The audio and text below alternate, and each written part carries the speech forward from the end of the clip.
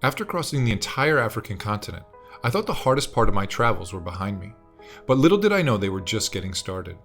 When I arrived in Cairo, I found out that all passenger ships of any kind had stopped their service to Europe because it was deemed too dangerous. I found out that the only ships traveling from northern Africa to Europe were migrant ships. So after going all that way, I had come to a dead end. To the west was Libya, a country far too dangerous for me to travel through. To the east was Israel, a country that Egypt shares a very tense border with, and in order to get to that border I would have to cross the Sinai Peninsula, which is currently one of the most dangerous places in the world. And to the south was Sudan, which is where I just came from and no longer had a valid visa to return to. So I found myself boxed in. I couldn't go north, south, east, or west, and it looked like my dream of navigating the world over land was about to come to an end. But as it's done time after time after time after time, my dream picked me up right when I needed it, and I was given a lifeline. I found out that I could go from Egypt to Jordan, even though the countries are not geographically connected. It did mean, however, that I would have to cross part of the Sinai Peninsula in order to get to the boat that would take me the rest of the way to Jordan. Sinai has become a semi-autonomous zone since Egypt's revolution. It's growing rapidly with jihadist groups, militias, and militant members of the Muslim Brotherhood, Al-Qaeda, and ISIS.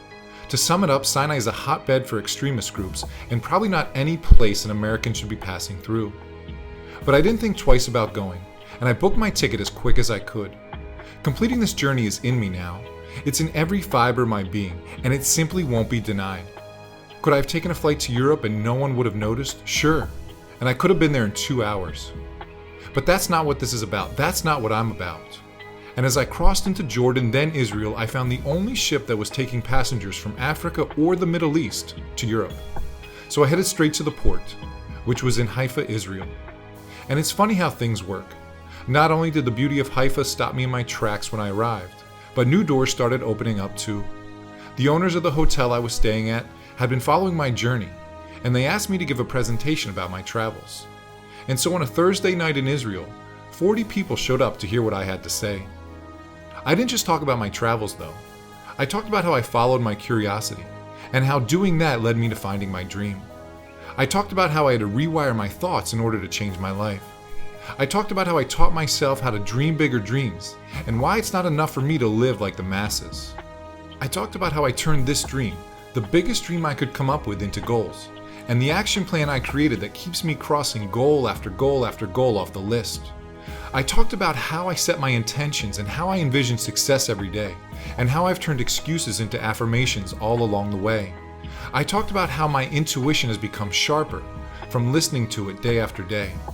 And as I played episode 1 for the crowd, I saw the old me on screen, the one that was fumbling with his camera, working 2 jobs, and doing all the little things 2 years ago to hopefully be in this exact position one day.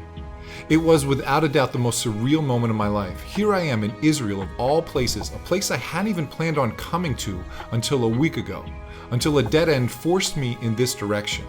And now I'm here giving a speech about how to find and follow your dreams. And I'm watching myself, I'm watching the old me on screen take the first steps towards doing this very thing.